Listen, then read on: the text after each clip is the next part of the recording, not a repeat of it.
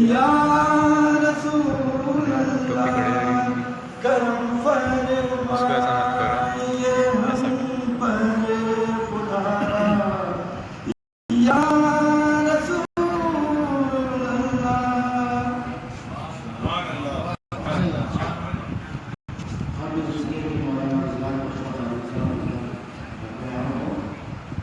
سلسلے شمسیہ کی طرف سے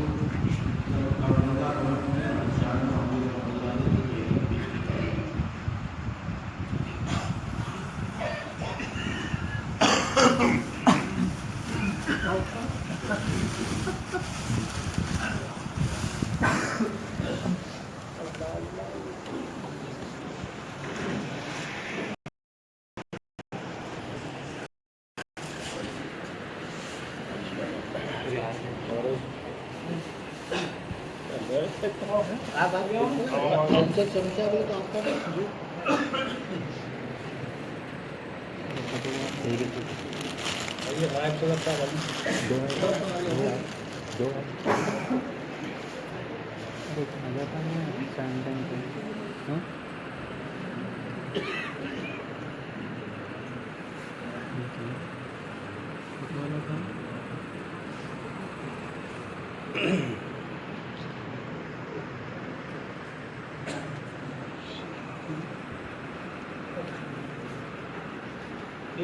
ہاں جی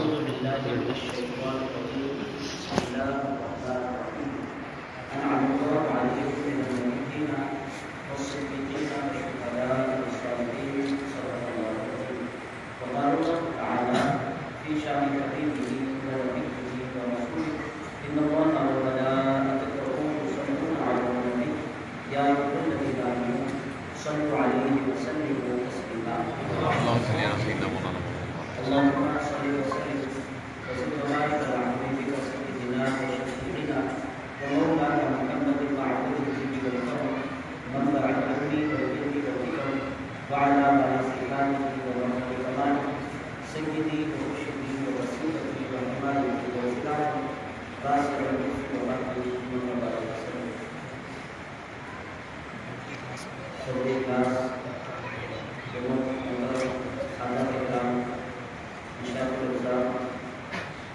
سیرہ طریقت اور اصول اور ہمارا اللہ اس کے حبیب صلی اللہ علیہ وسلم سے انتہائی مقدس بارگاہ کی مسجد میں جمع ہے، اور اللہ کا فضل یہ ہے کہ یہاں پر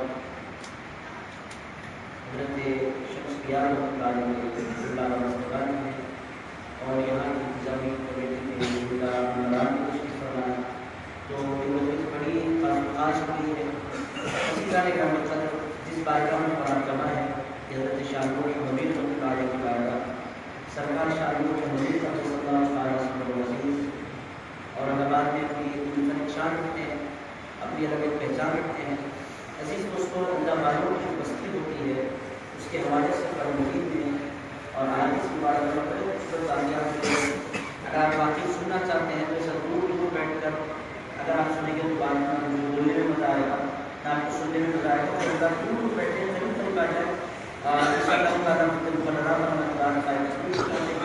آپ حضرات کا خلوص، آپ حضرات کی محبتیں اور آپ حضرات کی توجہ یہ انتہائی ضروری ہے، اور دل جمعی کے بغیر توجہ کے بغیر نہ کوئی بات انسان سمجھ سکتا ہے، نہ کوئی بات اس کو سمجھائی جا سکتی ہے۔ عزیزان گرامی قدر، اورنگ آباد کی سرزمین پر پہلی مرتبہ میں حاضر ہوں، اور حاضر سے پہلے اللہ ہمارے کو معلوم تھا کہ یہ سرزمین اس قدر کے بارے میں نام اس وجہ سے اورنگ آباد کا سن رکھا تھا، اور حضرت شاہ نور حموی کا تذکرہ بار بار ہم اس واسطے بھی سنا کرتے تھے کہ حضرت شاہ نور حموی کا تعلق بھی غوث پاک کے گھرانے سے ہے، اور ہمارے سرکار شاہ الطیف لاہوری کا تعلق بھی اس کے گھرانے سے ہے۔ عزیزان گرامی تو بچپنے سے قاضی بزرگوں کا تذکرہ ہم سنتے آ رہے ہیں، تو حضرت شاہ نور حموی رحمۃ اللہ علیہ کا نام میرے لیے کوئی نیا نہیں تھا، مگر جب اورنگ آباد میں حاصل ہوا، اس کے بعد اورنگ آباد اور اورنگ کی حاضریاں مجھے نصیب ہوئی، تو میں دنگ رہ گیا اتنے بڑے بڑے اولیاء اللہ ایک ہی شہر میں کیسے آرام فرمائے۔ عزیز دوستوں، ان میں سے ایک آدھ گلی کسی بستی کو مل جائے گا، قیامت تک وہ بستی اپنے وجود پر ناز کر سکتی ہے۔ سبحان اللہ، سبحان اللہ۔ ایک ہستی بھی عطا فرمائی، 1400 اولیاء اللہ کی ہستی عطا فرمائی۔ سبحان اللہ۔ عزیزان گرامی 1400 بزرگوں کی پالکی یہاں پر آئی ہے۔ پھر آپ دیکھیں گے حضرت بابا فرید کی شہزادی بی بی عائشہ یہاں تشریف فرمائے۔ عزیزان گرامی قدر، اسی طرح حضرت بندہ نواز، گیسو دراز، بلند پرواز، جن کے نام کا سکہ پورے دکن میں بستا ہے، ان کے والد گرامی قدر یہاں آرام فرمائے۔ عزیزان گرامی قدر، ہندوستان کی تاریخ کا سب سے زیادہ انصاف پسند بادشاہ، امن پسند بادشاہ، جس نے پورے ہندوستان کو اسلام کی محبتوں سے بھر دیا، جس کو دنیا اور عرض معروفیت کہتی ہے، وہ بھی اسی دھرتی میں آرام فرمائے۔ اب کتنے نام بولوں، پھر دوستوں مجھے اس موقع پر حدیث مبارک یاد آ رہی ہے، وہ سناتا ہوں، پھر میں جس آیت مبارکہ کی میں نے تلاوت کی ہے اس کی طرف آ جاتا ہوں، مگر یہ بات میں آپ سے ضرور عرض کروں گا، میری باتیں سمجھ میں تو آ رہی ہے نا؟ سبحان اللہ۔ آج کی جو مجلس الحمدللہ خاص ہے دو تین باتوں کی وجہ سے۔ پہلے یہ کہ یہ مجلس حضرت شاہ نور حموی کے قدموں میں سجی ہے۔ میرے دوستو، اللہ والوں کی معیت میں بیٹھ جانا بھی انسان کو محروم نہیں رکھا کرتا، اس کے درجات کی بلندی کے لیے کافی ہو جایا کرتا ہے۔ سبحان اللہ۔ جہاں اللہ والا تشریف فرما ہوتا ہے وہ پوری فضا اللہ کی رحمتوں کا مرکز بن جایا کرتی ہے۔ پہلی خوش بختی یہ ہے کہ اللہ والے کے قدموں میں بیٹھے ہیں۔ دوسری ہماری سعادت یہ ہے کہ جتنے بیٹھے ہیں نا تقریباً اہل سلسلہ ہیں، سبحان اللہ، محبت ہے۔ عزیزان گرامی، یہ ایسے لوگ ہیں جنہوں نے محبت کے جام بچپنے سے پی رکھے ہیں۔ عزیزان گرامی، تو ایسے لوگوں کے ساتھ بات کرنے میں مزہ دوبارہ یقینی طور پر ہونے والا ہے۔ تو میرے دوستوں، شرط یہ ہے کہ آپ اپنے ذوق کے ساتھ سماعت فرمائیں۔ میں نے شاہ نور حموی کا دربار دیکھا اور دولت آباد اور حیدر آباد کی حاضریاں تھیں، تو پہلی بات جو میری سمجھ میں آتی ہے، مجھے وہ حدیث مبارک یاد آ رہی ہے جس میں حضور پاک علیہ السلام نے اپنی مجلس میں بیٹھ کر، صحیح مسلم کی حدیث ہے، کوئی صحیح روایت نہیں، آقا کائنات صلی اللہ تعالیٰ علیہ وسلم ارشاد فرماتے ہیں کہ بنی اسرائیل میں ایک شخص تھا۔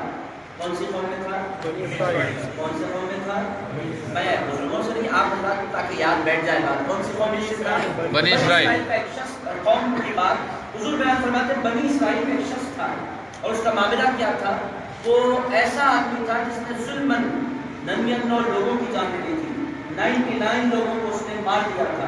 99 لوگوں کی جان لینے کے بعد حضور ارشاد فرماتے، کوئی لفظ میرا نہیں، صرف اردو میں ترجمانی کر رہا ہوں، حضور ارشاد فرماتے 99 لوگوں کی جان لینے کے بعد اس کے دل میں آیا کہ مجھے توبہ کرنی چاہیے۔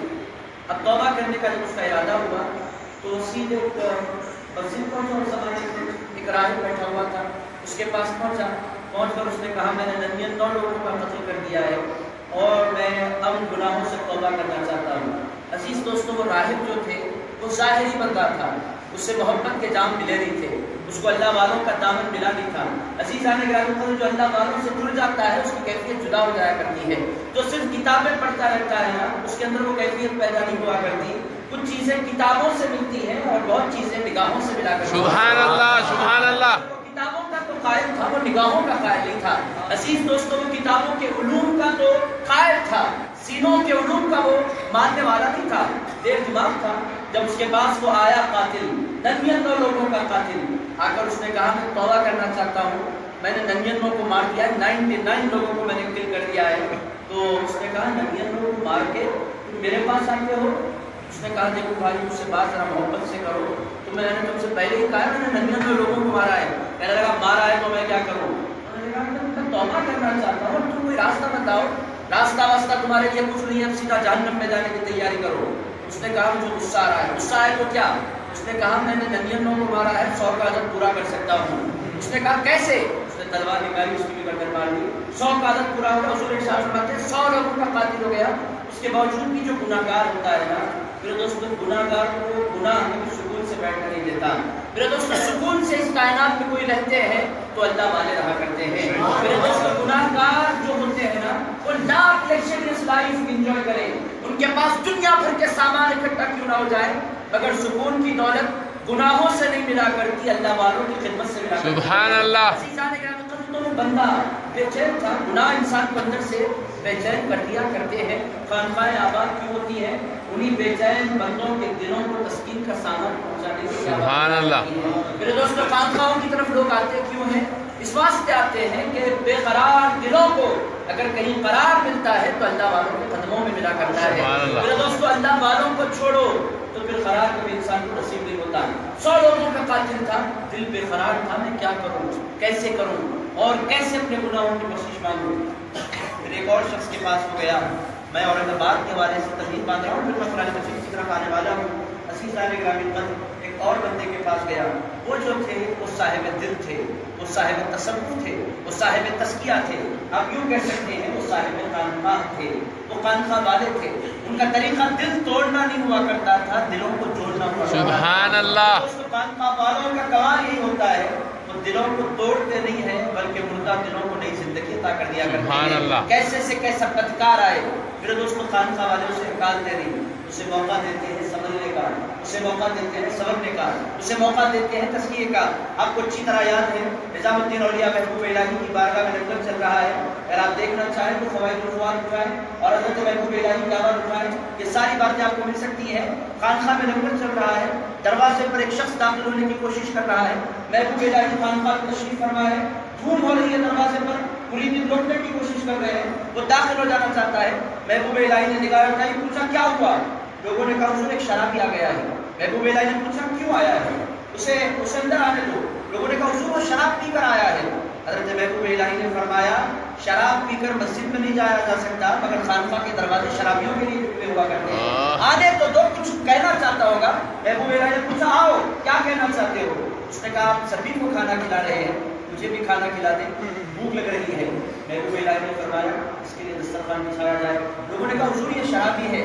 ارشاد فرمایا میاں شرابی ہے تو اس کو بھی بھوک لگا کرتی ہے، اگر خانقاہوں سے گناہ گاروں کو بھگا دیا جائے تو پھر گناہ گار جائیں تو جائیں کہاں؟ کوئی تو ہو جو انہیں پناہ دے، کوئی تو ہو جو انہیں سہارا دے، کوئی تو ہو جو ان کا درد سمجھے، کوئی تو ہو۔ اور حضرت محبوب الہی نے فرمایا تھا ہمارا طریقہ گناہ گاروں سے نفرت کرنا نہیں ہے، گناہوں سے نفرت کرنا ہے۔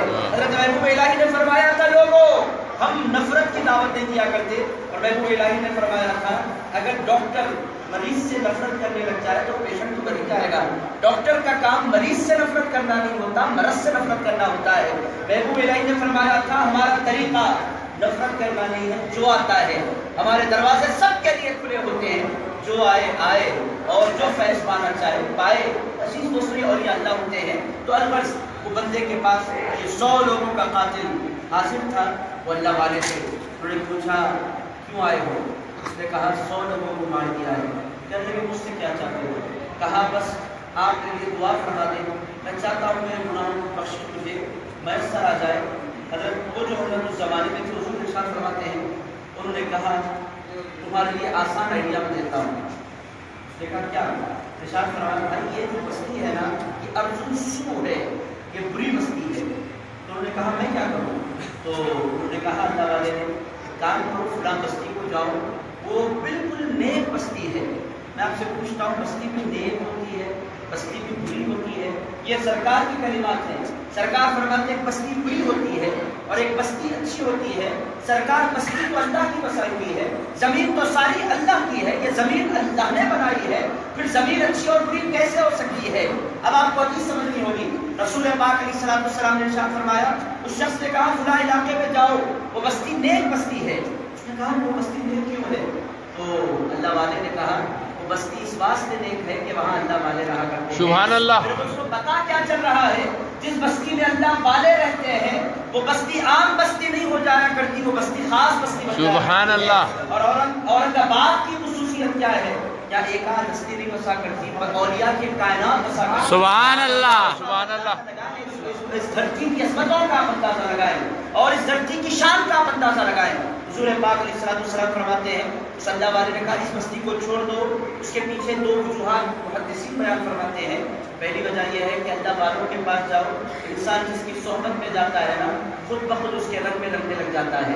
اور دوسری بات یہ ہے کہ اگر انسان برے ماحول میں رہے تو توبہ کرنا انسان کے لیے تھوڑا سا ڈیفیکلٹ بن جاتا ہے.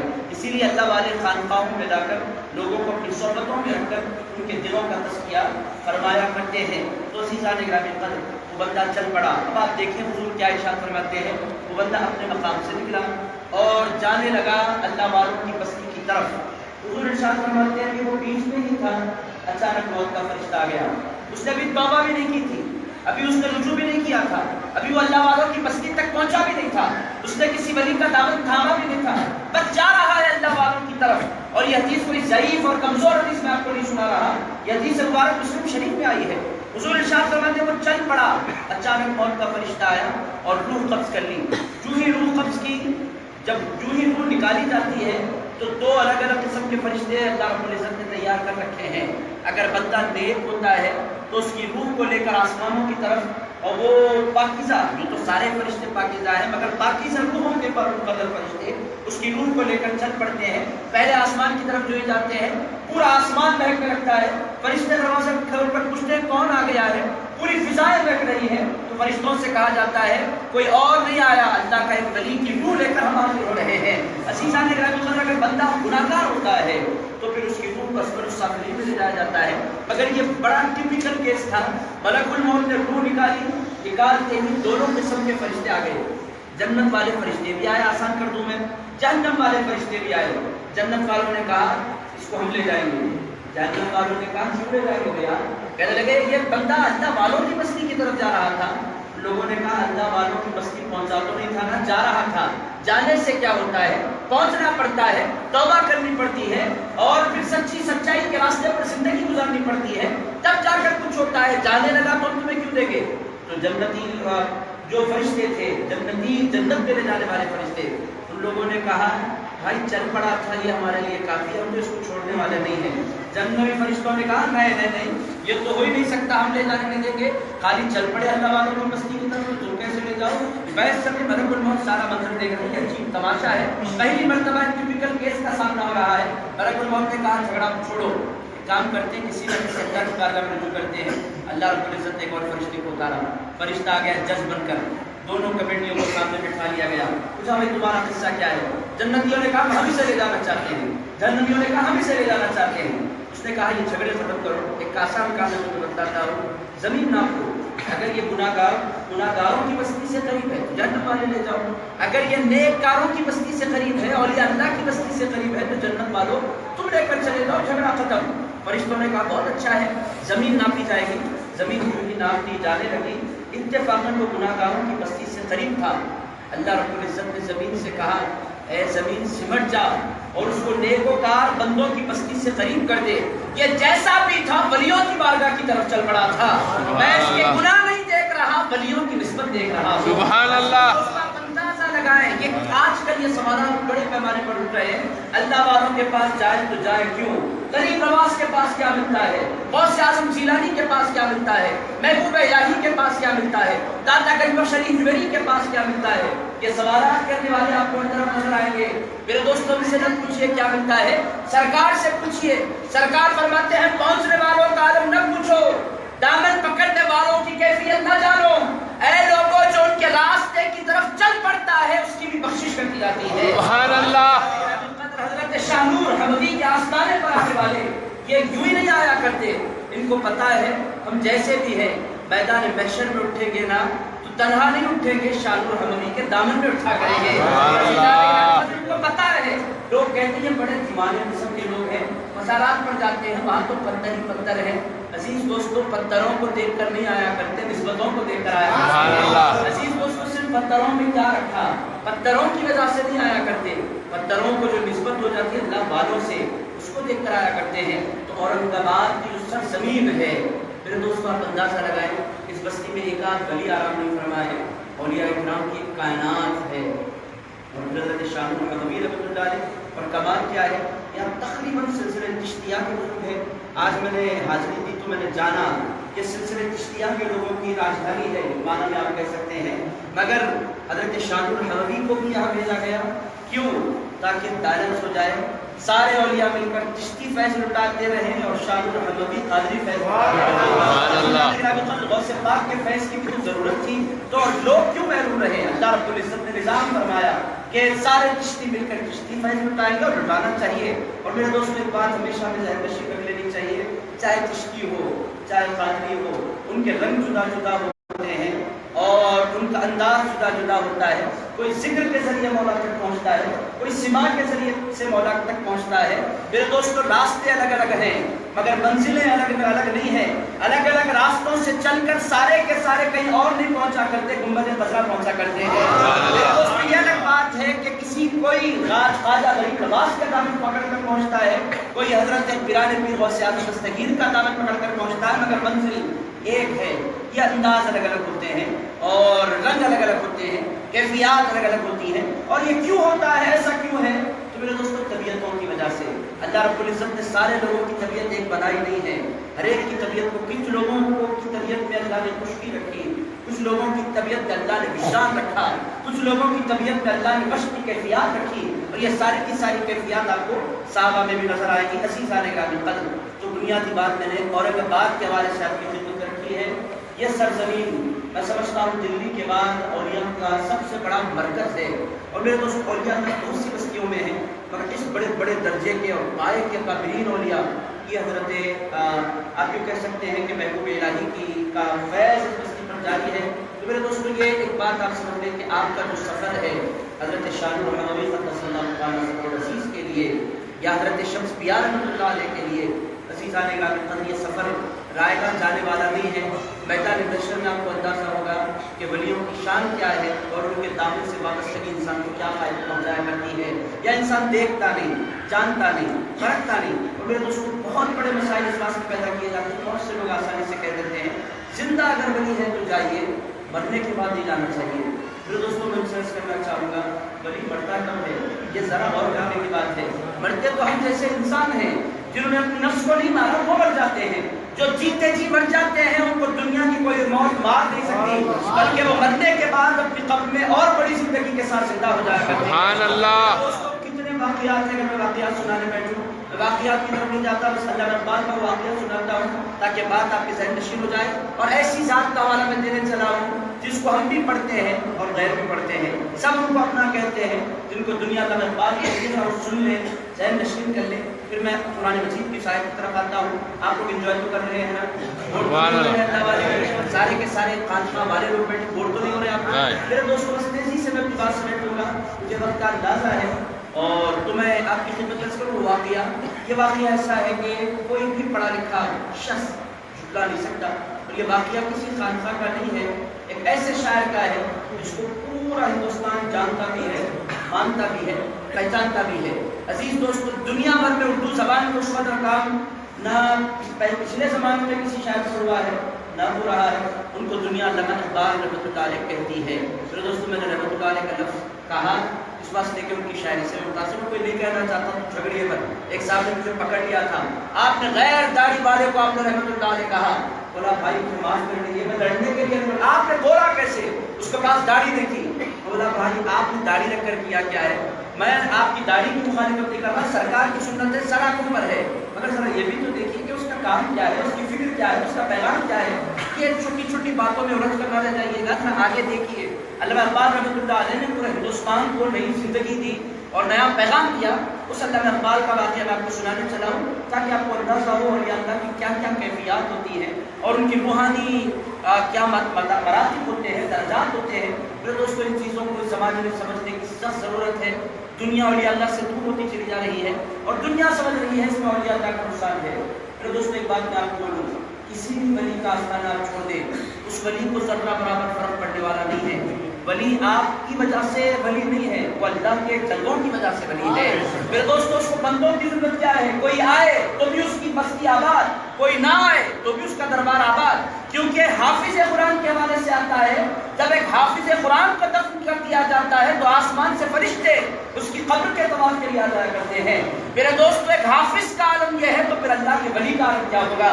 میرے دوستو ہزاروں فرشتے اولیاء اللہ کی خدمت میں حاضری دیا کرتے ہیں, ان کو کوئی ضرورت نہیں, ان کو کوئی احتیاج نہیں. اگر دور ہونے والے یہ ولیوں سے دور ہو کے اولیاء اللہ کا نقصان نہیں کر رہے, خود اپنا نقصان کر رہے ہیں. اور میرے دوستو اسی لیے اس زمانے میں ضرورت ہے لاجیکلی نوجوان نسل کو اولیاء اللہ کی طرف لانے کی. جب تک ان کی طرف آئیں گے نہیں, میرے دوستو بہت مشکل ہے ان کے دل کو سکون مل جائے, قرار مل جائے. اللہ والوں کے بغیر کچھ ملا نہیں کرتا. واقعہ سنا دیتا ہوں, پھر میں پلٹ کر قرآن مجید کی طرف بھی آؤں گا. اللہ اقبال رحمۃ اللہ علیہ کے اعمال میں آیا ہے, ان کے ایک خادم خاص تھے. مجھے کیسے پتا چلا یہ بھی ذہن ہو سکتا ہے سوال, پہلے اس کو بھی کلیئر کر دیتا ہوں. جاوید علامہ اقبال کی ایک بیٹی ہے, ان کا انٹرویو یوٹیوب پر اویلیبل ہے. اس کے علاوہ جاوید اقبال علامہ اقبال کے بیٹے ہیں, ان کا بھی انتقال ہو گیا. انہوں نے بھی اس واقعے کو اپنی کتاب میں بیان فرمایا, بہت کچھ معلومات کیا ہے.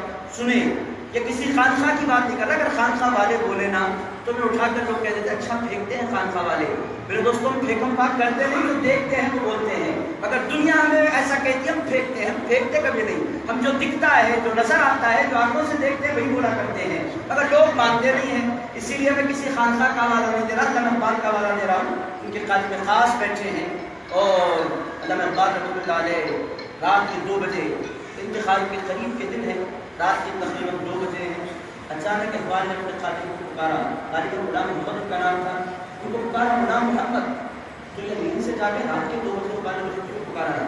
سیدھے کمرے میں اندر داخل ہوئے, پورا کمرہ چمک رہا ہے, ہر طرف پوری نور ہے.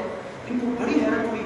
اقبال نے کہا مجھے کیا ہوا, شاید مولانا سامنے تو دیکھو, کرسی پر ایک بزرگ بیٹھے ہیں اور چہرہ ایسا تو دیکھو تو کلمہ پڑھنے کو نہیں چاہ رہا ہے. ان کو بڑی حیرت ہوئی, نور انوار برس رہے ہیں, چہرہ دیکھیے چلے اس قدر خوبصورت چہرہ. تو اقبال نے کہا صرف چہرہ ہی دیکھو گے یا کچھ مہمان نوازی بھی کرو گے, مہمان آئے ہیں. تو اس نے کہا حضور کیا لاؤں. ارشاد فرمایا فوراً بازار جاؤ لسی لے کر آؤ. انہوں نے کہا گھڑی کو دیکھا, رات کے 2 بجے آپ لسی منگا رہے ہیں. انہیں بڑی حیرت ہوئی, کہنے لگے حضور رات کے 2 بجے لسی کہاں سے لاؤں.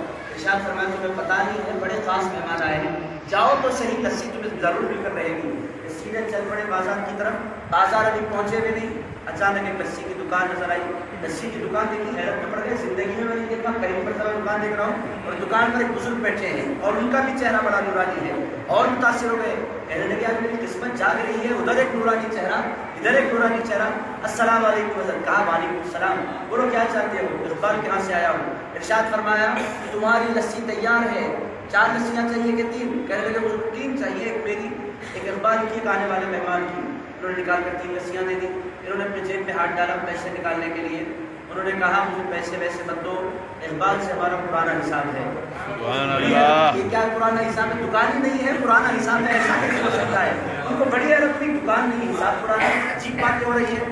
پلٹ کر آئے, لا کر لسی پیش کر دی اس بزرگ کو. اس بزرگ نے لسی نوش فرمائی, اقبال کو دی اور خود لسی لے کر بیٹھنے لگے. اقبال نے فرمایا میاں محمد جاؤ, غلام محمد آرام کر لو اور میں حضرت سے کچھ باتیں کرنا چاہتا ہوں, تمہارا کام تمام ہو گیا. وہ پلٹ کر آ گئے, کہتے ہیں رات نیند لگنا, میں سونا چاہوں تو نیند نہیں لگ رہی. پلٹ کر وہ چہرہ نگاہوں میں پھر رہا تھا. ایسا چہرہ میں نے اپنی پوری زندگی میں نہیں دیکھا تھا. فجر کی اذان ہوئی, اقبال فجر سے پہلے جاگ چکے تھے. اقبال کی خدمت میں حاضر تھا، وہ تہجد گزار تھے اقبال، کبھی زندگی میں ان کی تہجد نہیں چھوٹی تھی۔ میرے دوستو وہ اپنے آپ کو کہتے ہیں میں گفتار کا غازی ہوں، کردار کا غازی نہیں ہوں، مگر حقیقت یہ ہے کہ اقبال گفتار کے بھی غازی تھے، اقبال کردار کے بھی غازی تھے۔ میرے دوستو لندن کے دور میں ان کی کبھی تہجد نہیں چھوٹی تھی، ان کو اقبال کہتے ہیں۔ الغرض اقبال پر میں زیادہ نہیں بولوں گا، اگر بولوں گا تو یوم اقبال بن جائے گا، ہم اس کی تقریب میں بیٹھے ہوئے ہیں۔ عزیز دوستو الغرض صبح فجر کی نماز کے بعد اقبال کے پاس بیٹھ گئے، بیٹھ کر پوچھا اے حضرت ایک کون آئے تھے رات؟ ارشاد فرمایا کون؟ کہنے لگے جو رات کو نورانی چہرہ لگا تھا کون؟ کہنے لگے ایک شخص ہے، اگر تم اس شخص پر قائم رہو گے تو بولو گا۔ کہنے لگے کیا؟ کہا یہ بات اگر تم کسی کو میری زندگی میں نہیں بتاؤ گے، اس بات کا مجھ سے وعدہ کرو گے تو پھر میں تمہیں راست پر سے پردہ اٹھانے کے لیے تیار ہوں۔ اس نے کہا حضور میں تیار ہوں، آپ پردہ اٹھانے میں آپ کی زندگی میں کسی کو نہیں بولوں گا۔ اس نے ارشاد فرمایا چہرہ دیکھنے کے بعد دل کیا بول رہا تھا؟ کہنے لگے چہرہ دیکھنے کے بعد دل بول رہا تھا کہ کلمہ پڑھو۔ انہوں نے فرمایا جس کے چہرے کو دیکھ کر ہندوستان میں 90 لوگوں نے کلمہ پڑھا ہے وہ خواجہ غریب نواز تشریف لائے تھے۔ تو غیرت زدہ رہ گئے، کہنے لگے غریب نواز؟ کہنے لگے ہاں حضور غریب نواز کی جلوہ گری تھی، اور رات میں تمہیں لسی کس نے پلائی ہے وہ بھی تو میں جاننا چاہتا ہوں۔ وہ دکان بھی نہیں تھی اور حساب پرانا تھا، قصہ کیا ہے مجھے سمجھ میں نہیں آ رہا، وہ کون تھے؟ ارشاد فرمایا بستی کس کی ہے؟ کہنے لگے داتا گنج بخش علی رجویری کی بستی ہے۔ ارشاد فرمایا جب بستی داتا گنج بخش علی رجویری کی ہے اور ہند کے راجا آ جائے تو کوئی اور لسی کیوں پیش کرے گا؟ وہ لسی پلانے والے کوئی اور نہیں تھے، داتا گنج بخش علی رجویری تشریف فرما تھے۔ عزیز دوست یہ اولیاء اللہ ہے، عزیزان گرامی قدر یہ اولیاء اللہ ہے۔ حضرت شاہ الحموی قدس اللہ تعالیٰ صدر العزیز کی آواز میں بھی یہی ملتا ہے۔ حضرت شہاب الدین رحمۃ اللہ علیہ، حضرت شاہ الحموی رحمۃ اللہ علیہ کے خلیفہ ہوتے ہیں، وہ کہتے ہیں 12 سال تک ایک خواب میں نے دیکھا ہے، خواب میں میں نے دیکھا حضور غریب نواز تشریف فرما ہے اور ایک نورانی چہرہ وہاں بیٹھا ہوا ہے۔ انہوں نے مجھے بلایا، خواجہ غریب نواز نے اندر ولی نے مجھے بلایا، بلا کر میرا ہاتھ لیا، لے کر ایک انتہائی نورانی چہرے والے حضور کے ہاتھ میں دے دیا۔ وہ کہتے ہیں حضرت شاہب الدین سید شاہب الدین حسینی رحمۃ اللہ علیہ، وہ ارشاد فرماتے ہیں ہاتھ میرے ہاتھ میں تھا، خواب ختم ہو گیا، اب میں اس بزرگ کو کہاں تلاش کروں، کیسے تلاش کروں؟ میں زندگی پر پھرتا رہا۔ 12 سال کے بعد میں جب اورنگ آباد پہنچتا ہوں، لوگوں نے مجھے کہا کہ غوث پاک کے کھوجے اورنگ آباد کے باہر 2 میل باہر ایک بزرگ بیٹھے ہیں، ذرا جاؤ تو صحیح، ان کا دیدار بھی کر لو، اتنا جو انہیں تم تلاش کر رہے ہو۔ وہ کہتے ہیں خواب میں میری ملاقات 12 سال پہلے ہوتی ہے، میں حاضر ہوتا ہوں حضرت شاہ الحموی رحمۃ اللہ علیہ کی بارگاہ میں، تو حضرت شاہ الحموی فرماتے ہیں آؤ آؤ میں تمہارا انتظار کر رہا تھا، تم کوئی معمولی حوالہ لے کر نہیں آؤ، ہند کے راجا کا حوالہ لے کر آئے ہو۔ یا رسول اللہ میرے دوستو غور کرنے کی باتیں ہیں، یہ ہماری باتیں نہیں، یہ اولیاء اللہ اپنی قبروں میں اپنی زندگیوں میں بڑے باکرامت ہو جایا کرتے ہیں، یہ باتیں حقیقت ہیں، یہ فیکٹس ہیں۔ اگر میرے دوستو ان حقیقتوں کو انسان سمجھنا کیوں نہیں چاہتا ہے؟ اس واسطے کہ کسی کی اللہ والوں سے ان چیزوں سے کوئی دلچسپی بھی نہیں۔ میرے دوستو یہ تو تمہید ہے، میں نے اپنی خدمت میں عرض کیا ہے۔ اب چلتے ہیں قرآن مجید کی طرف اور تھوڑا سا اولیاء اللہ کی فضیلت کے حوالے سے چند گزارشات آپ کی خدمت میں عرض کروں گا، پھر اپنی بات سمیٹوں گا۔ ایک مرتبہ پورے خلوص کے ساتھ، پورے عقیدت کے ساتھ، پوری محبت کے ساتھ حضور کی بارگاہ میں حضور پاک کر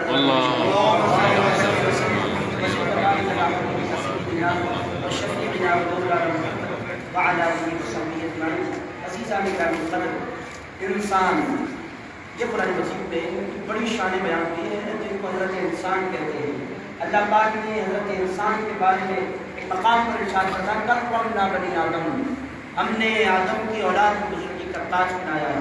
عزیزان گرامی قدر، اللہ رب العزت نے اس انسان کو بڑی شانوں کے ساتھ اور بڑی سعادتوں کے ساتھ نوازا ہے، مگر کب یہ شان والا ہوتا ہے؟ جب یہ اللہ کو پہچان جائے۔ اللہ رب العزت نے انسان کو اس قدر انسان پر کرم فرمایا ہے اپنی پہچان کی خاطر، یہ تصوف کا کی بنیاد ہے۔ کنت کنزا مخفیا، اللہ تعالیٰ ارشاد فرماتا ہے کہ میں چھپا ہوا خزانہ تھا۔ پوری کائنات کو کیوں پیدا فرمایا گیا؟ تصوف کی بنیاد۔ فاحببت ان اعرف، میں نے چاہا کہ میں جانا جاؤں، میں نے چاہا کہ میں پہچانا جاؤں، میں نے چاہا کہ مجھے میرے آگے لوگ سر جھکائیں، میں نے چاہا کہ میری معرفت کے جام لوگ پیئیں۔ پھر کیا کیا؟ فخلقت القلب، یہ تصوف کی بنیاد ہے۔ میں نے اس پوری کائنات کو پیدا فرمایا۔ پتا کیا چل رہا ہے؟ انسان کو جو اللہ رب العزت نے تخلیق فرمایا ہے اس کا بنیادی مقصد یہ ہے کہ اللہ کو انسان پہچانے، اللہ کو انسان جانے، اللہ کی معرفت انسان کو نصیب ہو جائے، اسی مقصد کے لیے اللہ رب العزت نے انسان کو پیدا فرمایا ہے۔ مگر میرے دوستو، اس دنیا میں آنے کے بعد انسان کو غافل کرنے والی کون سی چیزیں ہیں جو انسان کو اللہ سے دور لے جاتی ہیں اور اللہ رب العزت سے انسان کو غافل کر دیتی ہے؟ قرآن مجید نے دو چیزوں کا بہت خصوصیت کے ساتھ ذکر فرمایا۔ ارشاد فرمایا، یا ایھا الذین آمنوا لا تلہکم اموالکم ولا اولادکم عن ذکر اللہ۔ اللہ پاک ارشاد فرماتا ہے، لوگوں کہیں ایسا نہ ہو کہ تمہیں غافل کر دے۔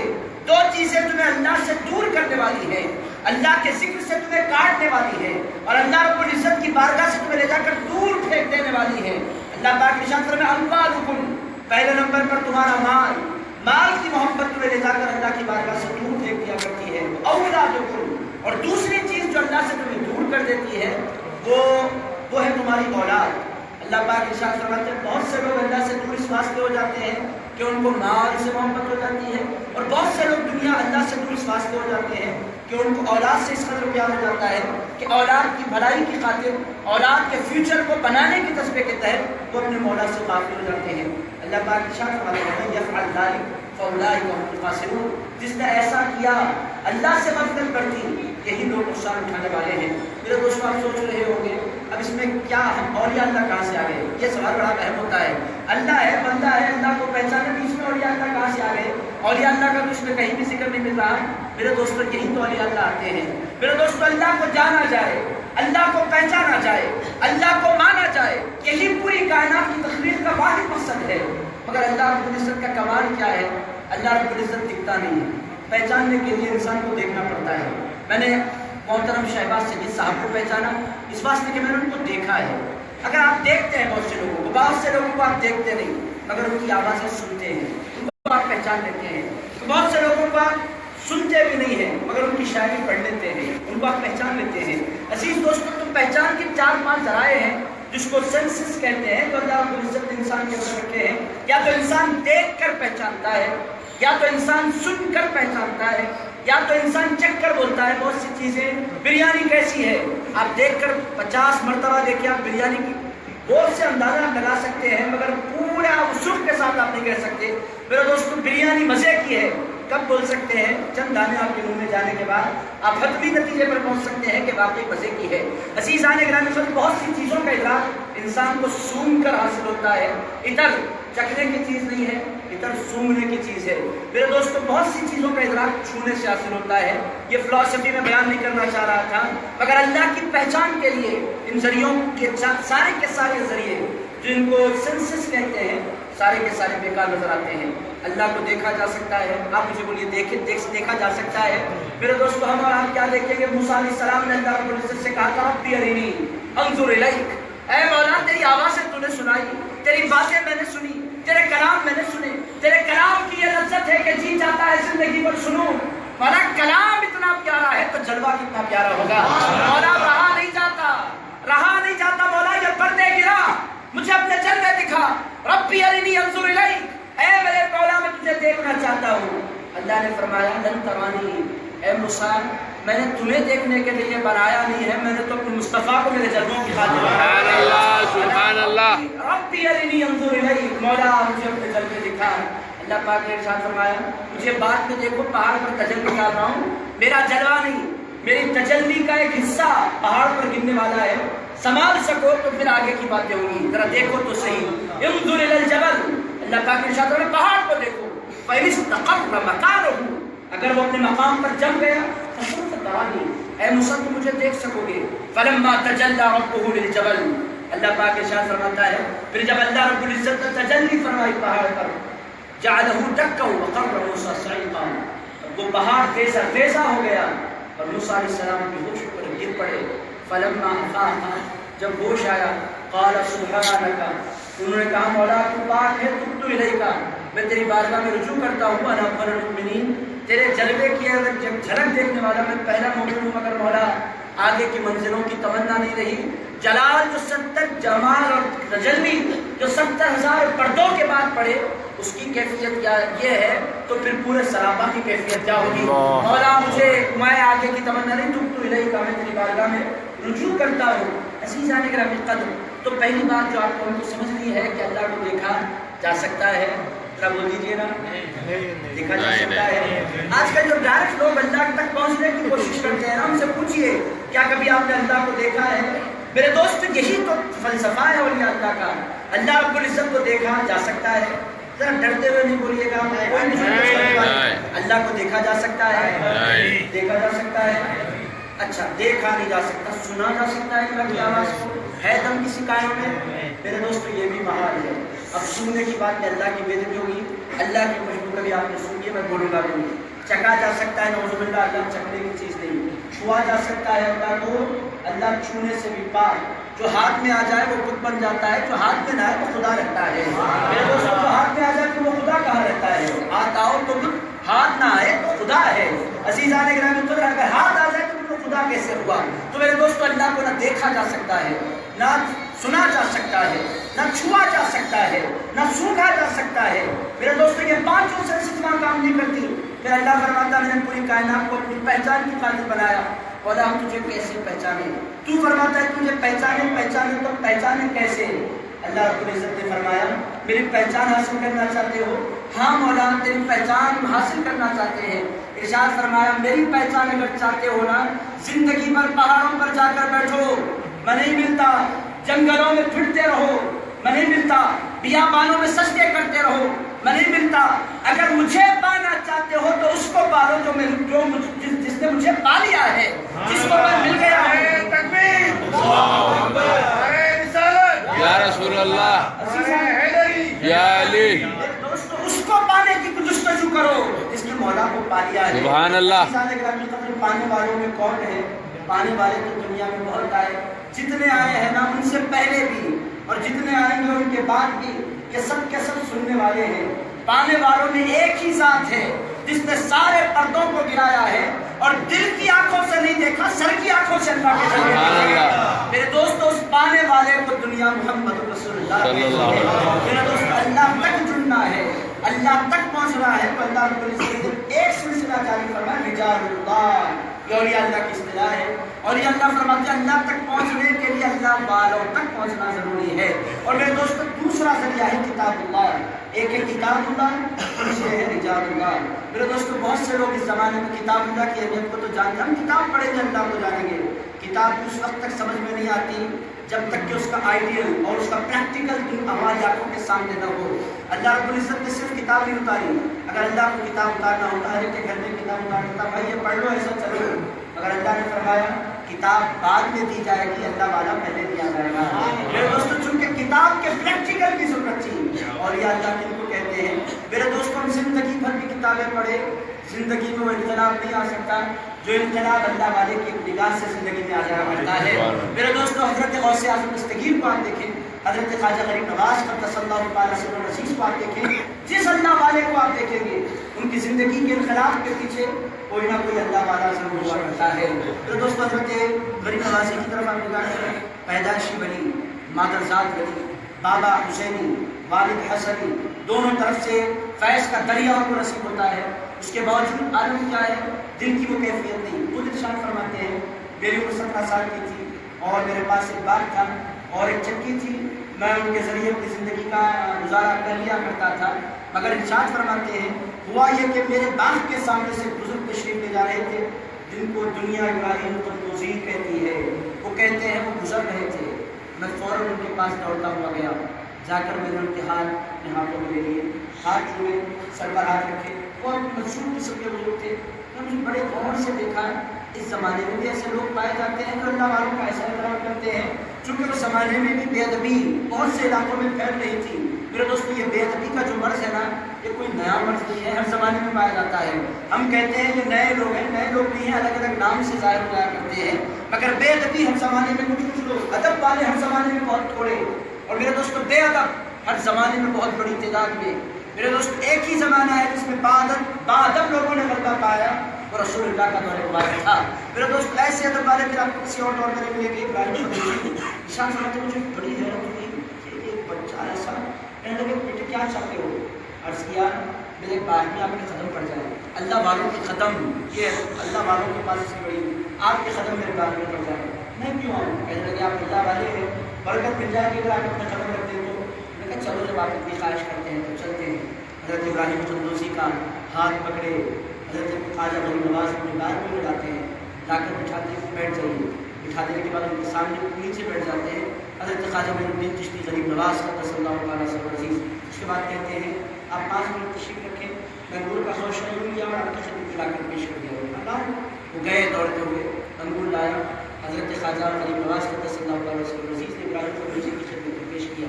وہ پھر بات بالکل سامنے بات وہاں ادب، تو سامنے بالکل ادب کے ساتھ بیٹھ گئے۔ ابراہیم چندوسی کو بھی انگوروں کو دیکھ رہے ہیں، کبھی خواجہ غریب نواز کے چہرے کو دیکھ رہے ہیں۔ ارشاد فرمایا بیٹے بازو بیٹھنا نہیں حضرت، میں بازو نہیں بیٹھ سکتا، بزرگوں کے بازو نہیں بیٹھا جا سکتا۔ انداز ہے ادب کا۔ ارشاد فرمایا میں کیا کروں؟ حضور انگور کھائیے، چند انگور کھا لیے دل کرنے کی خاطر اللہ والوں کو کیا، چند انگور کھائے۔ اس کے بعد ارشاد فرمایا ہم نے تمہاری مہمان نوازی قبول کر لی ہے، ہمارا تحفہ بھی تمہیں قبول کرنا ہوگا۔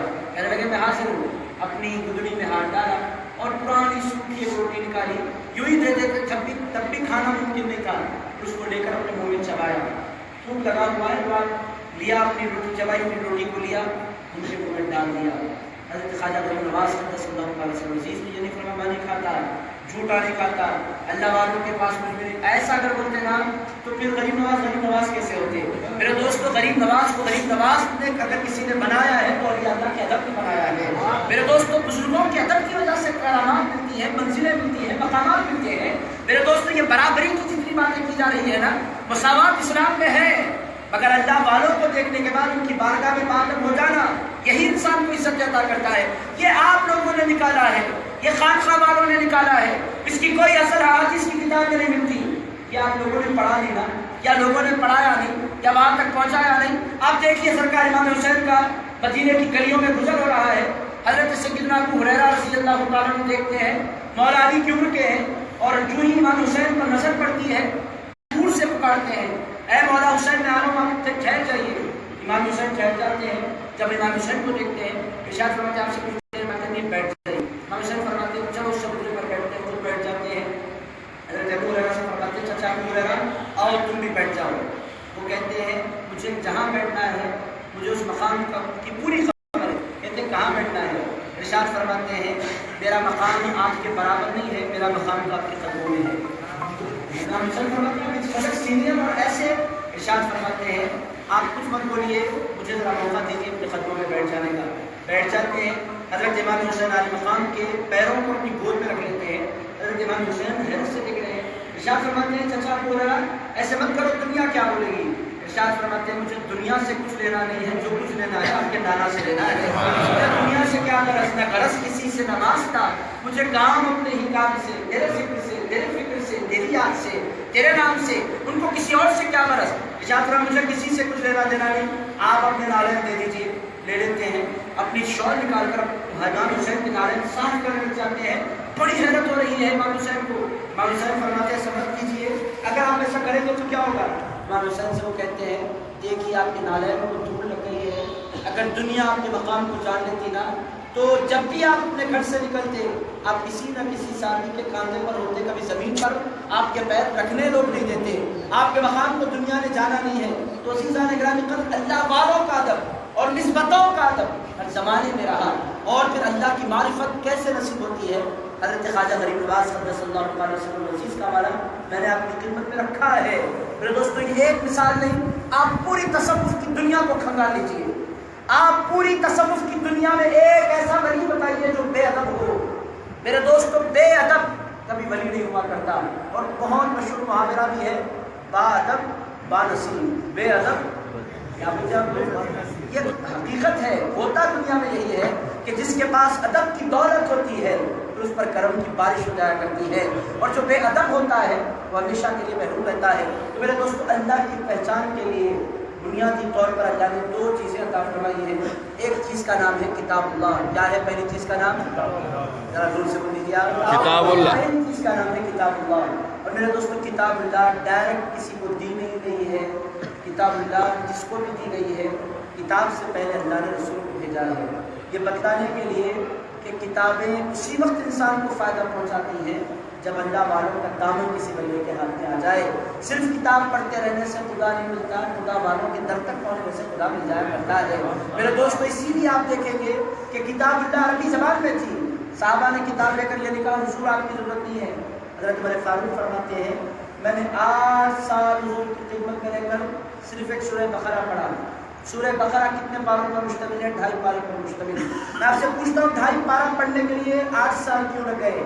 حضرت عمر فاروق فرماتے ہیں کتاب یوں تو سب کو مل رہی ہے مگر کتاب کا عرفان اس کو نصیب ہوتا ہے جس کو مصطفیٰ کی صحبت نصیب ہو جایا کرتی ہے.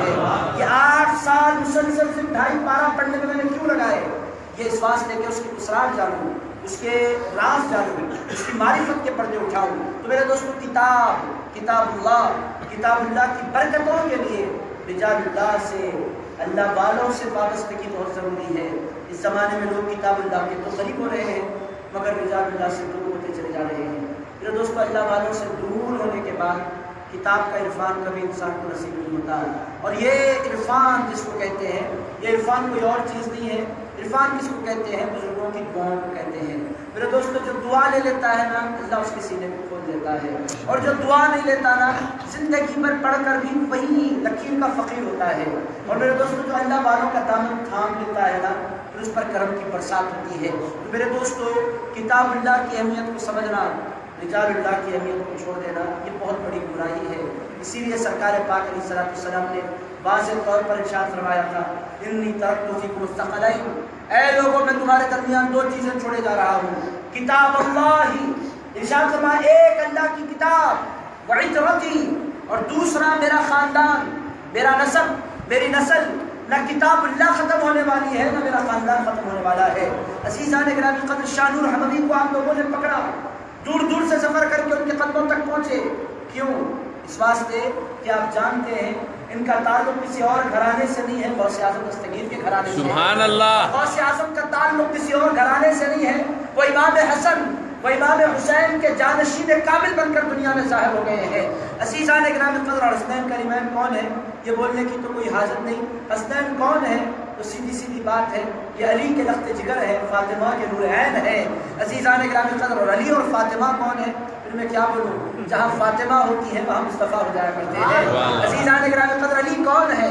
علی وہ ہے کہ علی کو کوئی چاہتا ہے تو رسول اللہ اس پر کرم فرما دیا کرتے ہیں. سبحان اللہ. دوستو یہ باتیں خانقاہی باتیں ہیں، وہ اب یہ حدیث کی کتابوں میں بھی آئی ہیں مگر مولا علی کے حوالے سے میں بات عرض کروں میرے دوستو ان بنیادوں کو پکڑنے کی زمانے میں سب ضرورت ہے. ان چیزوں کو چھوڑ کر ہم محروم ہو جاتے ہیں. وہ واقعہ عرض کرتا ہوں، حضرت ابوبکر صدیق بیٹھے حضور کے بازو، سرکار کی مجلس سجی ہے، کھچا کھچ مجمع ہے لوگوں کا. اچانک مولا علی تشریف لاتے ہیں. عالم کیا ہے؟ پوری مسجد پیک ہے، ہلنے کی جگہ نہیں ہے اور سرکار کی مجلس ہے. پہلے بھی صحابہ ایسے بیٹھتے ہیں جیسے کہ ان کے سروں پر پرندے بیٹھے ہوں. پن ڈراپ سائلنس ہے، صرف حضور بول رہے ہیں اور سرکار کی نگاہ پلٹ پلٹ کر دروازے پر جا رہی ہے. علی کھڑے ہیں، عزیزان گرامی قدر مولا علی کھڑے ہیں، حضور کلام فرما رہے ہیں، نگاہ جاتی ہے علی پر، نگاہ جاتی ہے علی پر. حضرت ابوبکر صدیق رضی اللہ تعالیٰ عنہ محسوس کرتے ہیں میرے دوستوں مزاج شرح سے آقا کے، وہ جانتے ہیں کہ آقا خوش کیسے ہوتے ہیں. اچھے مرید کا کمال کیا ہوتا ہے؟ بولے بات کام کرنا اچھے مرید کا کمال نہیں ہوتا، نگاہوں کو دیکھ کر کام کرنا یہ مرید کا کمال ہوتا ہے. پیر کی نگاہیں پڑھنے والے کو سچا مرید کہتے ہیں. امیر خسرو کو آپ دیکھیں، حضرت بندہ نواز کو آپ دیکھیں، جن مریدوں کو آپ دیکھیں گے نہیں بالکل فریش ہو. ایسی ایک مرتبہ درود پاک کا نظرانہ پیش کر لیں. اللہم صلی وسلم وبارک علی حبیبک محمد وعلی آلہ وصحبہ اجمعین. عزیزان گرامی قدر سچا مرید کون ہوتا ہے؟ پیر کی نگاہوں کو سمجھے، پیر کی نگاہوں کو جانے. عزیز دوستو تو حضرت ابوبکر صدیق رضی اللہ عنہ بولیں گے لوگ ہم نے ان کو مرید کہہ دیا. میرے دوستو یہ مانے نہ مانے مگر سارے کے سارے صحابہ حضور کے مرید ہی تو تھے. میرے دوستو پھر کیا تھے؟ حضور کیا ہے؟ وہ پورے صحابہ کے مرشد ہی تو ہیں. مرشد کہتے ہیں کس کو ہے؟ تو صحیح راہ دکھلائے. میرے دوستو صحابہ کو راہ کس نے دکھلائی تھی؟ کسی اور نے نہیں دکھلائی تھی، آمنہ کے لال نے دکھلائی تھی. صحیح راہ دکھلانے والے کو مرشد کہتے ہیں. یہ الگ بات ہے، یہ اصطلاح کے لوگ قائل نہیں ہیں مگر حضرت ابوبکر صدیق رضی اللہ تعالیٰ عنہ نے محسوس کیا کہ رسول اللہ پیچھے میں اٹھ کر کھڑے ہو گئے. ارشاد فرمایا علی تفضل، علی آ جائیے. مولا علی کے لیے راستہ بننا شروع ہو گیا. مولا علی اندر تشریف لائے، باز پڑ گئے. مولا علی کو رسول اللہ کے بازو بٹھا دیا اور خود باز پڑ کر بیٹھ گئے. اس کے بعد رسول پاک کلام اپنے صحابہ سے فرماتے ہیں، کبھی علی کو دیکھ رہے ہیں کبھی حضرت ابوبکر صدیق کو دیکھ رہے ہیں. دونوں کو 4-5 مرتبہ دیکھا. دیکھنے کے بعد ارشاد فرمایا اپنے صحابہ کی طرف مخاطب ہو کر، اے لوگوں मर्तबे वाले ही मर्तबे वाले को पहचाना करते हैं। सुभान अल्लाह। तो पता क्या चल रहा है, ये सिलसिले हैं किताबुल्लाह और ये सिलसिले हैं रिजालुल्लाह। मेरे दोस्तों, इन दोनों से जुड़ना ये वक्त का तकाजा है। इन दोनों में से किसी से भी कट जाना, किताबुल्लाह से कट जाना भी बहुत बड़ी महरूमी है और रिजालुल्लाह से कट जाना भी बहुत बड़ी महरूमी है। और दोनों से जुड़ जाना और दोनों से अपने ताल्लुक को इस्तेमाल कर लेना और दोनों से अपने ताल्लुक को मुस्तहकम कर लेना, इसी का नाम तसव्वुफ है, इसी का नाम ईमान है। मेरे दोस्तों, मगर दुनिया कोशिश करती है कि आपको किताबुल्लाह से दूर करे, दुनिया कोशिश करती है आपको रिजालुल्लाह से दूर करे। मेरे दोस्तों, इन दोनों से भी बड़ी बदबख्ती है। आप देखें, हम गौर करें, हमारे पास किताबुल्लाह से हमारा कनेक्शन कैसा है। तो मेरे दोस्तों, अफसोस के साथ कहना पड़ता है कि किताबुल्लाह से, अल्लाह की किताब से दिन ब दिन हमारा ताल्लुक़ कमज़ोर होता चला जा रहा है।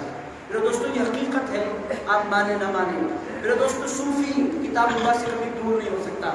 किताबुल्लाह सबसे बड़ा सोर्स है रूहानी दिल का, किताबुल्लाह सबसे बड़ा सोर्स है दिल की जिंदगी का, किताबुल्लाह सबसे बड़ा सोर्स है इंसान की जिंदगी में खराब बर्पा करने का। अफसोस के साथ कहना पड़ता है कि हम सूफिया हैं, सूफिया के दामनों से वाबस्ता है, मगर हमने किताबुल्लाह से दूरी इख्तियार कर रखी है। मेरे दोस्तों, आज का ये उसका मुबारक मौका हमें दावत दे रहा है। मैं कितने बड़े बड़े लोगों को देखता हूँ, बड़ी अच्छी अच्छी बातें करते हैं, मुंह खोले तो ऐसा फलसफा झलकता है कि आप कुर्बान जाएं, मगर नमाज पढ़ाने के लिए आप आगे बढ़ाएं, आजू बाजू देखते हैं, अगर आप खड़ा भी कर देना तो बड़े परेशान हो जाते हैं, क्योंकि उन्होंने बातें बहुत अच्छी सीख रखी हैं। फारसी के अशार पढ़ने पर आते हैं तो पूरा हाफिज का दीवान पढ़ देते हैं। मेरे दोस्त तो रूमी को कोट करते हैं, बातें करने पर आए तो शमसी बड़े बड़े शायरों को कोट करते हैं, मगर किताबुल्लाह ही पढ़ना नहीं आता। अजीज दोस्तों, अगर ऐसा है तो ये बड़ा खतरनाक मरहला है।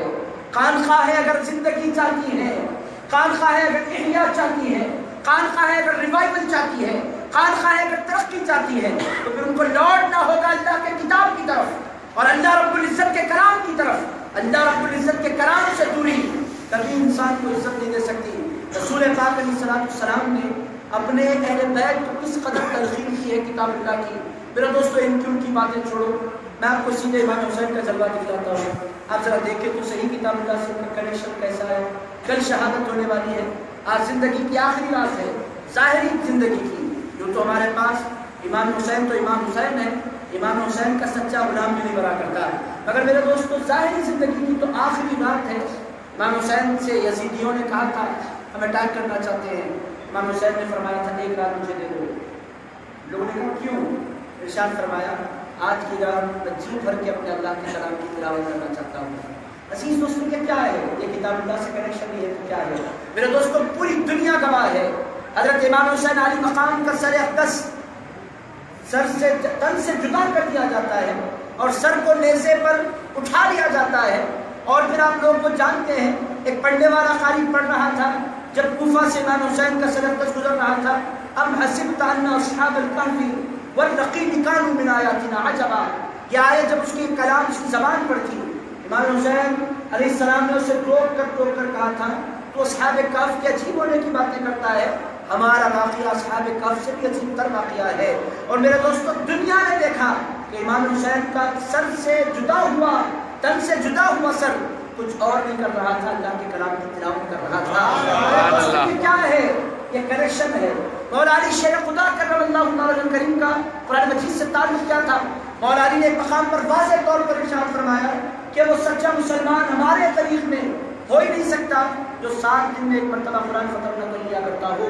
7 मंजिलें कुरान में पाई जाती हैं, किसने बनाई, कब बनाई गई? ये 7 मंजिलों का तसव्वुर किसी और ने नहीं दिया, ये 7 मंजिलों का तसव्वुर मौला अली शेर खुदा ने दिया है। मेरे दोस्तों, ये बातें बड़ी कड़वी लगती है और हम इनको हज़म करना नहीं चाहते, हम इनको सुनना नहीं चाहते। हम चाहते हैं कि ये बातें जल्द से जल्द ख़त्म कर दी जाए, मगर मेरे दोस्तों हकीकतें मिटाने से मिटती नहीं है। मेरे दोस्तों, अल्लाह की मारिफत के 2 सोर्सेस हैं, उनमें पहले सोर्स का नाम है कुरान मजीद है। अफसोस से कहना पड़ता है कि हमने उससे बड़ी गफलत बढ़ती है। और मेरे दोस्तों, जिस घर से कुरान निकल जाता है उस घर में कभी रहमतें नहीं आ सकती। मेरे दोस्तों, नारियल के ज़रिए, नींबुओं के ज़रिए और अभी अजीब अजीब है उसके लिए चीज़ें, कीड़ों के ज़रिए, मेरे दोस्तों इन सारी चीज़ों के ज़रिए रहमत नहीं आ सकती। رحمت کے سب سے بڑے سورس کا نام قرآن مجید ہے۔ عزیزان گرامی قدر، تو پہلی چیز جس کی طرف ہمیں لوٹنے کی ضرورت ہے وہ قرآن مجید میں لوٹیں گے نا انشاءاللہ۔ میرے دوستو، اگر قرآن مجید سے ہماری غفلت رہی تو ایک انتہائی بڑی محرومی میں ہم ہیں۔ حضرت نظام الدین اولیاء محبوب الہی کی زندگی کو آپ دیکھیں اور سیاست مستقیم کی زندگی کو آپ دیکھیں۔ آج حضرت قرآن الدین غریب رحمۃ اللہ علیہ کی بارگاہ میں حاضر تھا، ان لوگوں کی زندگیوں کو آپ دیکھیں۔ عشاء کی وضو سے فجر کی نماز پڑھ لیا کرتے تھے، کیوں؟ کیا کرتے تھے؟ عشاء کی نماز سے لے کر فجر کی نماز تک کرتے کیا تھے؟ کچھ اور نہیں کرتے تھے، اللہ کے کلام کی تلاوت کیا کرتے تھے۔ میرے دوستو، آپ جس ولی کی طرف آپ نگاہ کر کے دیکھیں گے تو ہمیں رجوع کرنے کی ضرورت ہے۔ فی الوقت اگر ہم چاہتے ہیں کہ خانقاہوں کا احیاء ہو، میرے دوستو احیاء باتوں سے نہیں ہوتا، احیاء ہوتا ہے تو اللہ کے کلام کی تلاوتوں سے ہوا کرتا ہے۔ میرے دوستو، جب تک ہم تلاوتوں کی طرف نہیں رجوع ہوں گے خانقاہوں کا احیاء ہونے والا نہیں ہے۔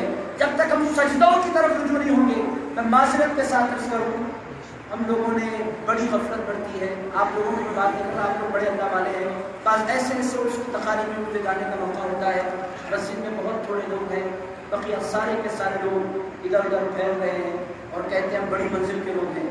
بھائی کون سی منزل ہے؟ میں جاننا چاہتا ہوں جس منزل پر آپ پہنچ رہے ہیں۔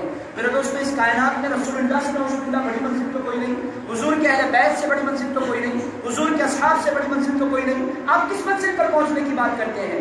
یہ کون سی منزل ہے جس میں آپ نماز سے فارغ ہو گئے ہیں؟ ابھی آپ اسی منزل میں ہیں۔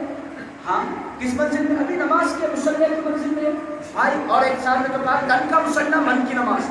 آپ دیکھیے کیا عجیب عجیب باتیں ہیں، تن کا مصلی من کی نماز۔ میں نے کہا پھر نماز سر کی نماز آیا نا، سر کی نماز نہیں پڑھتے ہم، سر کی نماز بالکل نہیں پڑھتے۔ کیوں نہیں پڑھتے آپ؟ کہنے لگے یہ ساری چیزوں سے ہم اور آگے کے لوگ ہیں۔ ایک صاحب لے تھے مجھے ہولی کے سفر میں تھا، بڑے دلچسپ آدمی تھے، باتیں بڑی زبردست، اتنی اچھی اچھی باتیں کر رہے تھے، میرا اچھی بہت خوش ہوا۔ مغرب کی نماز کا وقت ہوا، نہیں پڑھے۔ عشاء کی نماز کا وقت ہوا، نہیں پڑھے۔ اور جب ٹرین میں سوار ہو گیا تھا تو ایک صاحب نے لا کر زبردست بریانی پیش کی تھی، حیدرآباد کی شامس کی بریانی لا کر مجھے دے دی۔ اب ان کے پاس گھر کا ٹفن تھا، کھانے کے لیے رات 9 بجے بیٹھے، جو ہی ہم نے ٹفن کھولا انہوں نے کہا ساتھ کیوں نہیں بیٹھ جائیں؟ میں نے کہا بالکل بیٹھ جائیں، بچھائیے، بالکل بیٹھتے ہیں، ساتھ بیٹھ گئے۔ بریانی دیکھتی حضرت کا منہ بدلا تھا، حضرت آگے ہمارے ساتھ بیٹھ گئے بریانی کھانے کے لیے، حضرت کو اللہ سلامت رکھے۔ اس کے بعد انہوں نے بریانی کھانے کا ارادہ فرمایا۔ میں نے کہا حضرت بریانی آپ کھاتے ہیں؟ استغفر اللہ، کیوں نہیں کھاتے؟ برابر کھاتے ہیں، شوق سے کھاتے ہیں۔ میں نے کہا کیوں کھاتے ہیں بریانی؟ کہنے لگے اس واسطے کھاتے ہیں کہ بریانی حیدرآباد کی سب سے پسندیدہ غذا ہے، اس واسطے کھاتے ہیں۔ میں نے کہا آپ نماز؟ نماز میں نہیں پڑھتا۔ کیوں نہیں پڑھتے بھائی آپ نماز؟ دل کی پڑھ لیتے ہیں۔ میں نے کہا حضرت بریانی بھی دل سے کھا لیجیے نا۔ استغفر اللہ، ایسا کیسے بول سکتے ہیں؟ میں دل سے نہیں کھا سکتا، میں ہاتھ سے کھاؤں گا۔ میں نے کہا بریانی کے موقع پر ہاتھ یاد آتا ہے اور نماز کے موقع پر دل یاد آتا ہے، یہ کون سا تصوف ہے؟ عزیزان گرامی، یہ تصوف نہیں ہے۔ تو میرے دوستو، جن باتوں کی طرف بس میں 5 منٹ کی بات سمیٹ رہا ہوں، الغرض پہلی چیز ہمیں جس کی طرف لوٹنے کی ضرورت ہے اس تصوف کی طرف، جس تصوف کی طرف ہمیں ہمارے آقا نے بلایا ہے۔ میرے دوستو، مولا علی سے پڑھ کر صوفی اس کائنات میں کون آیا ہے؟ مجھے بولیے، ان سے بڑا صوفی بھی کوئی ہے؟ علی شیر خدا سے پڑھ کر اور مولا علی کی آپ کسی بھی کتاب میں آواز دیکھیے گا، نماز کا وقت آتا مولا علی کی کیفیت جدا ہونے لگتی۔ امام حسن علیہ السلام ارشاد فرماتے ہیں چہرے کا رنگ متغیر ہو جاتا۔ میں پوچھا کرتا بابا آپ کے چہرے کا رنگ بدلنے کیوں لگتا ہے اور یہ پیلا پن کہاں سے آتا ہے، یہ کیفیت کیا ہے؟ مولا علی ارشاد فرمایا کرتے تھے لوگوں شہنشاہ کے دربار میں جانے لگا ہوں جس سے بڑا کوئی دربار نہیں۔ علی کے ہوش ہوتے ہیں جب خدا کے دربار کی معرفت اور حاضری نصیب ہوتی ہے۔ میرے دوستو، یہ مولا علی ہے اور ہم نے ان کا نام لیا، ان کے نام پر ہماری خانقاہ آباد ہے۔ میرے دوستو، ان کے نام پر ہمارے سلسلے آباد ہیں۔ میرے دوستو، ان کے نام پر ہماری زندگی آباد ہے اور ہم ان کے نقش قدم پر نہیں ہیں۔ سیدہ فاطمہ سے بڑھ کر نسبت والا اس کائنات میں کون آیا ہے؟ میرے دوستو، سیدہ سے بڑی نسبت بھی کوئی ہے؟ سیدہ فاطمہ کون ہے؟ رسول پاک صلی اللہ تعالی علیہ وآلہ وسلم ارشاد فرماتے ہیں ان اللہ فاطمہ ابنتی فاطمہ، حضور ارشاد فرماتے ہیں اللہ نے جہنم سے آزاد کر دیا ہے میری بیٹی فاطمہ کو، وولدہا، اور قیامت تک آنے والی ان کی نسل کو، ومن احبہم من النار، حضور ارشاد فرماتے ہیں اور جس کے دل میں اس کی محبت پائی جائے اس کو اللہ کے حبیب ارشاد فرماتے ہیں، طبرانی کی حدیث ہے، حضور ارشاد فرماتے ہیں فاطمہ جہنم سے آزاد، فاطمہ کے بچے جہنم سے آزاد، اور سیدہ فاطمہ کے چاہنے والے یہ بھی جہنم سے آزاد۔ اس شان کی نسبت دنیا میں کس کو حاصل ہوئی؟ میرے دوستو ایسی اسی لیے حضور شاہ لذالک سمیت فاطمہ، فاطمہ کا نام فاطمہ رکھا ہی اس واسطے گیا ہے کہ جو فاطمہ کا ہو جاتا ہے وہ جہنم سے آزاد کر دیا جاتا ہے۔ سبحان اللہ۔ میرے دوستو یہ سیدہ فاطمہ ہے، مگر سیدہ فاطمہ نے اپنی پوری زندگی میں کبھی یہ نہیں کہا کہ مجھے نماز کی کوئی حاجت نہیں۔ سیدہ فاطمہ کے آپ آواز اٹھا کر پڑھیں۔ سیدہ فاطمہ فرمایا کرتی تھی، امام حسین فرماتے ہیں سیدہ فاطمہ کی کیفیت یہ ہوتی کہ عشاء کے بعد